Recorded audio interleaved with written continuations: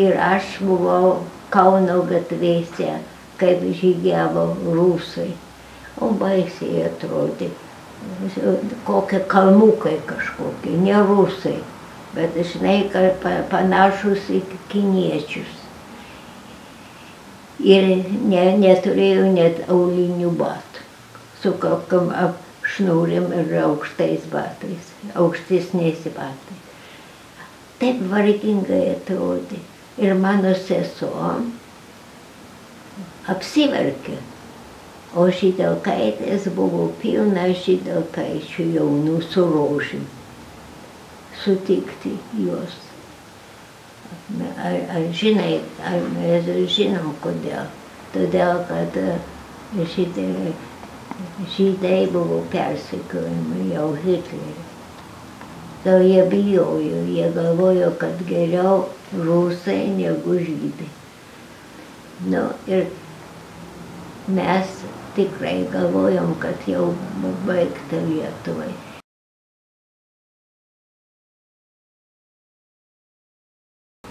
Rusai elgėsi baisiai.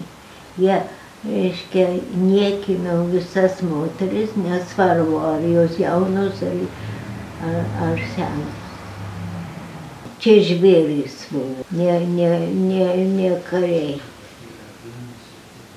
Tai paskui, reiškia, tai amerikonai mūsų pasigailėjo, pasiėmė į savo zoną. Ir patalpino visas į DP lagerius, Displaced People pavadinti.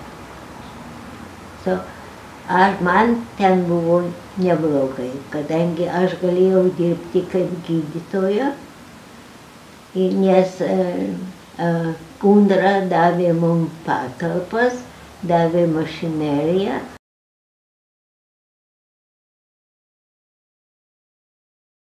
Ką tik atvažiavęs, mano Jonas sakė, kad mes čia atvykom ne geresniam gyvenimui, bet atvykom išgelbėti savo gyvybę, plus mes su misija atvykom, nes čia turim nesirūpinti savo gyvenimu, mes turim paaukoti save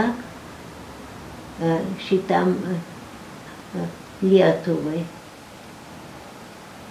Ir visą laiką visiems skelbė, kad moka skolą Lietuvai.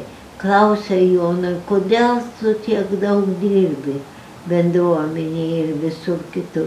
Jis sako, aš moku skolą Lietuvai.